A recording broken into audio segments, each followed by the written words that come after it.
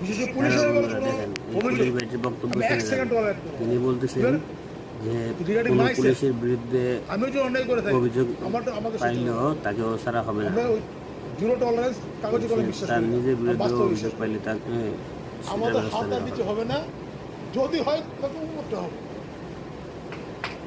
দেখেন ভিডিওটা ভালো লাগলে চ্যানেলটা সাবস্ক্রাইব করে একটা লাইক দিয়ে দিন এবং কমেন্ট বক্সে আপনাদের মতামত জানিয়ে দিতে পারেন। আমাদের হিন্দু ধর্মাবলম্বী ভাই বোনদের জানাতে চাই, আপনি নির্বিঘ্নে আপনাদের ধর্ম অনুষ্ঠান পালন করবেন।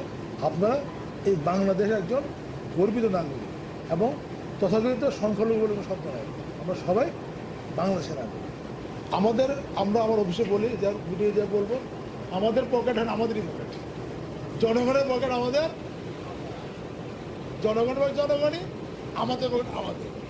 আমাদের হাত আর নিচে হবে না, যদি হয় তখন করতে হবে।